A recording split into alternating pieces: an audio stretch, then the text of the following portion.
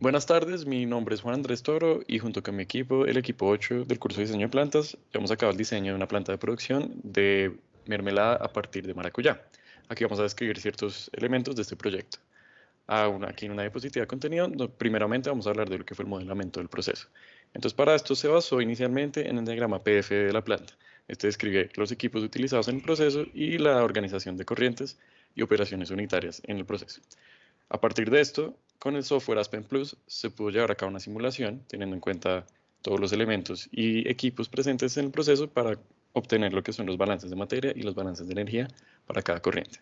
Suposiciones del proceso. Dado que no se tenía información de todos los compuestos presentes en la maracuyá, tanto como de la cáscara y de la pulpa, se asumió que estas están compuestas de la sustancia que las compone en mayor proporción, además por la simplicidad en la simulación. De este modo, para la cáscara se tiene que estar compuesta de pectina y biomasa, la pulpa por agua y fructosa y ácido ascórbico. Por otra parte, la melaza se asumió que está compuesta por agua y sucrosa. Bueno, para el análisis energético, lo primero que se hizo fue un análisis de integración energética por medio del programa Aspen Energy Analyzer, donde se encontró que no es posible satisfacer las necesidades de las corrientes con otras corrientes del proceso y sería necesario utilizar una corriente de vapor a altas presiones de 224,17 kilogramos hora. Evaluando entonces los costos de esta operación comparado con utilizar simplemente intercambiadores con energía eléctrica, notamos que es más económico utilizar los intercambios de energía eléctrica y que no es viable hacer una integración energética. De esta manera, entonces, evaluamos dos alternativas de proceso diferente, una en la que no se tiene en cuenta ningún tipo de recirculación de materia y otra en la que sí se tiene en cuenta una recirculación de una corriente de agua que sale de un filtro en el que se inactivan las enzimas de la cáscara de pectina. Esta agua sale más o menos a una temperatura de 95 grados centígrados, lo cual nos permitiría también optimizar la energía que estamos utilizando en el proceso del reactor.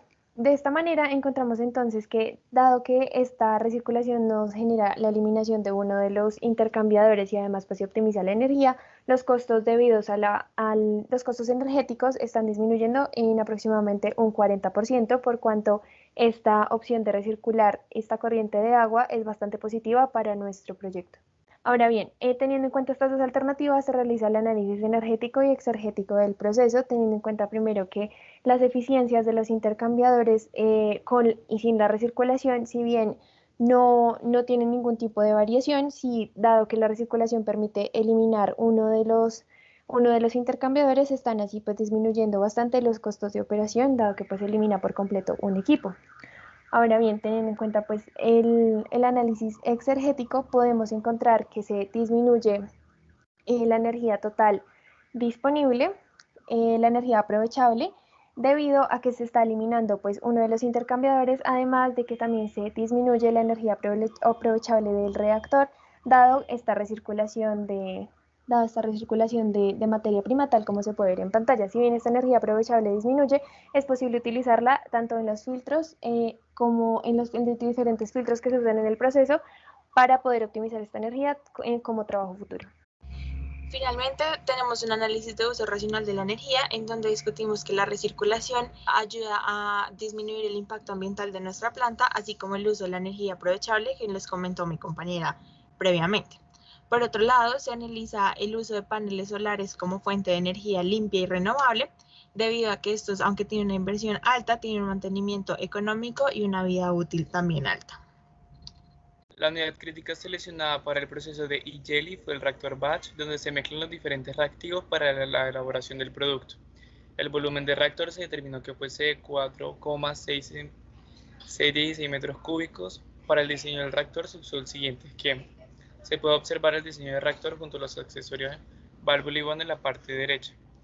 Estos accesorios fueron obtenidos a través de la página grabcat.com. El diseño del reactor sí fue propio. El tanque de almacenamiento será de techo fijo. El reactivo que se va a almacenar es pectina, la cual no es volátil, y además está diluido. Para hacer los cálculos de los parámetros de diseño se hizo uso de la norma API 650, y debido a esta misma norma se determinó que es necesario un anclaje del tanque al suelo. En la parte derecha se puede ver el diseño final del tanque. Adicionalmente se realizó un estudio de riesgos de operación alrededor de la unidad. crítica. En primer lugar, encontramos que las sustancias que usamos, que es ácido cítrico, la pulpa y el agua, no son peligrosas y ninguna es volátil. No son peligrosas según la norma NFPA 30. Adicionalmente, nuestro equipo crítico no es peligroso debido a que por sus condiciones de operación vendría siendo un tanque agitado con calentamiento y no un reactor con agitación. Haciendo los riesgos relacionados a la operación, nos damos cuenta que la mayoría de los controles son manuales, por lo tanto se requiere una capacitación de operarios con el fin de disminuir estos riesgos. Sin embargo, hay otros riesgos que deben ser controlados de forma automática, como el control de la temperatura. El análisis de esta temperatura se decidió que se va a implementar un controlador de tipo PIB feedback. Es importante tener en cuenta que tiene que ser feedback, porque si se hace uso de la misma función de transferencia que se implementa en un CSTR, solo puede ser implementado un feedback y no un forward. La sintonización se realizó a través del método de Ziegler-Nicholas y se implementó este tipo de controlador, ya que es popular en la industria, es de fácil implementación y es robusto. Bueno, en cuanto a la localización y distribución, se hizo un estudio de posibles ubicaciones de la planta en donde se escogieron Villeta y La Peña, Cundinamarca, debido a que son los lugares en donde se encuentran nuestros proveedores de melaza, que son asociaciones de pequeños campesinos. Con esto se hizo una matriz de PUC en donde se evaluaron los costos de transporte del maracuyá, el costo de la melaza, el costo de transporte del ácido cítrico, el costo de la energía, la distribución del producto final y los costos de maracuyá y ácido cítrico. Con esto se tiene un resultado de que el mejor puntaje se lo lleva Villeta, por lo cual es la ubicación que se escoge.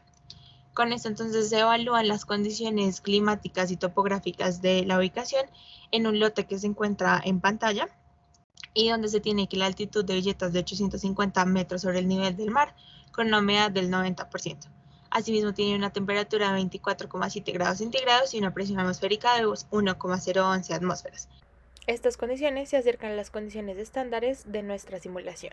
Entonces, ya teniendo en cuenta la ubicación de la planta y el lote como tal, se llevó a cabo la distribución de los elementos de la planta. Entonces, para esto pues, se distribuyeron en el espacio del lote los elementos de proceso, los elementos de seguridad y de administración. Para medir las distancias y tener en cuenta, digamos, la seguridad, se emplearon las distancias recomendadas entre elementos que se ha mencionado en la literatura. Aquí, digamos, de interés general es que tenemos el sistema contra incendios que vaya por toda la planta, la piscina, la bomba de este sistema y adicionalmente en cuanto a seguridad del reactor, como ya mencionamos, el reactor se va a tomar más bien como un tanque agitado, dado que no presenta mayor riesgo. Entonces, con esto en mente, se acortaron un poquito las distancias relativas entre el reactor y los demás elementos de la planta. Por último, realizamos entonces un análisis económico de nuestro proyecto en el que entonces construimos los flujos de caja, primero estableciendo nuestra inversión inicial, la cual establecimos escalando a nuestro volumen de producción, valores encontrados por literatura de una planta que opera elaborando mermelada artesanal. Adicionalmente, para construir los demás flujos de caja, utilizamos la herramienta Aspen Project Economic Analyzer, en la cual ingresamos los datos obtenidos con la simulación realizada por Aspen Plus y definimos un precio de venta de nuestro producto de 12.000 pesos en envase de 250 gramos, el cual es un precio comparable con lo que ofrecen compañías que abarcan sectores de mercado similares al que nosotros abarcamos. De esta manera también podemos decir cómo se puede ver en pantalla los flujos de caja disminuyen a través del tiempo, lo cual se puede atribuir principalmente a que los costos de operación están creciendo a una rata mayor a la que está creciendo nuestro volumen en ventas, lo cual si bien es necesario controlarlo mediante la optimización del uso de las materias primas, que es el mayor cargo de los costos operacionales, no implica que el proyecto sea inviable, dado que se obtiene un BPN cercano a 4.17 billones de pesos, por cuanto nuestro proyecto es económicamente viable. Entre las conclusiones encontramos que el diseño de una planta robusta no supone la automatización de todas las operaciones unitarias. La robustez depende de la sincronía que existe entre las unidades de proceso y los operarios que deben estar debidamente entrenados. Adicionalmente, encontramos que si bien los HACCP son requisitos de auditoría para darle la aprobación de funcionamiento a una planta, son especialmente útiles al momento de diseñarla porque nos permiten saber cuáles son aquellos controladores y alarmas que son relevantes en el proceso. Finalmente concluimos que eJelly es un producto económicamente viable que genera un margen de ganancia a lo largo de los años, aunque es necesario controlar ese incremento de los costos operacionales. También encontramos que eJelly tiene condiciones de operación que permiten disminuir el gasto energético, así como que utiliza la materia prima de forma eficiente. También hace uso de energía renovable, de manera que tiene un bajo impacto ambiental. Muchas gracias por su atención.